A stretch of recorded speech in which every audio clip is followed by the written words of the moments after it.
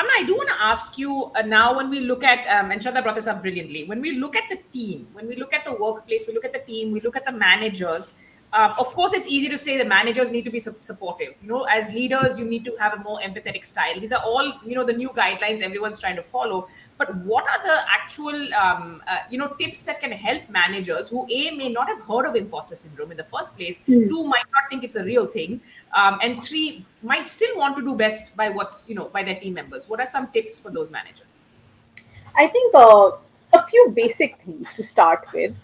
Somewhere it's important to start accepting the differences in your own mind when you're entering into an engaging conversation with another person. Coming in with an openness and a flexibility is important. This is something which is critical for individuals, for managers in particular, because often we've also gotten used to being to doing things in a certain way. So if someone comes up with a different approach, if you approach it with more openness and flexibility, you may be able to also discover that there could be alternative ways in which things can be done. Now, that entire openness and flexibility as a result can also empower you to be more encouraging towards the younger people, or your team members who are coming up to you with different ideas, or who a lot of times feel or come across as being very shaky.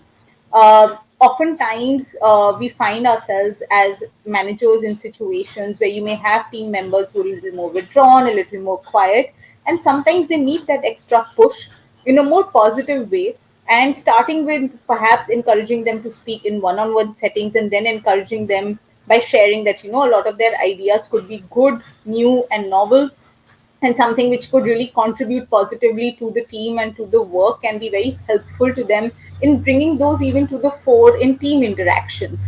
But that process of affirming and ensuring that that feedback is reaching this particular person or people is going to be the responsibility of the particular manager.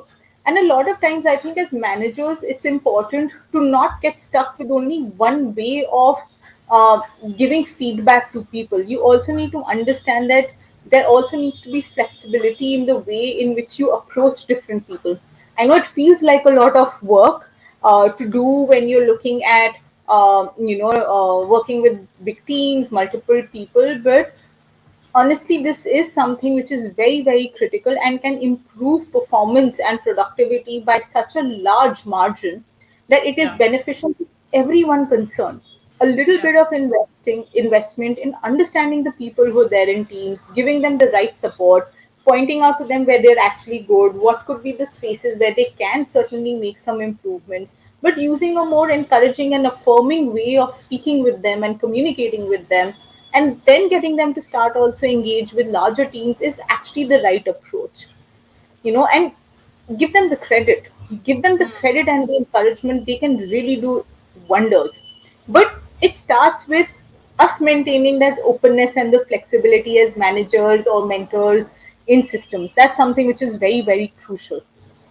And understanding that there are different styles of work, that different styles of even leadership that show up. I have two more questions for you, Kamna. One is, at Tap In, what we've been trying to do is really focus on building out a community, building out a network when it comes to peer support. I'm a big fan of, the buddy system, as you know, we've talked about that within the workplace.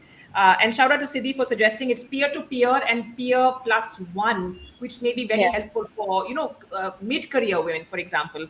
Sometimes you will have people who won't feel as comfortable. Let's say even if they have a mentor who's a CXO, they might not want to share some of these day-to-day challenges because they feel like in the bigger scheme of things that's not what you want to focus on.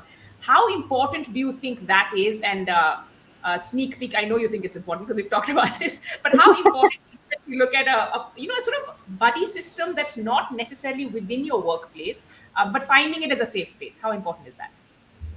Very, very essential, because I feel that, if you're only going to be looking at getting that input from one space, you're also restricting the viewpoints which are reaching you. The more the people that you do connect with on different platforms through different mediums, it allows you to be able to build on a lot of perspective. If you and I are talking and we add one more person and one more person, the perspectives just change Yeah. significantly, because everyone is going to bring in their own unique experiences and understandings and ways of looking at things, which two people may not be able to come up with on their own. And I really feel that,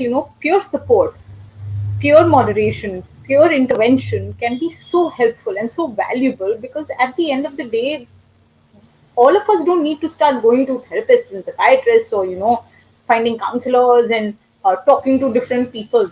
Sometimes just those conversations within that small group or a slightly larger group can be very helpful in offsetting a lot of the doubts and the challenges, the things that we are feeling stuck with as well, and they can just help resolve a lot of the difficulties and the stressors that can make mental health and well-being compromised over time.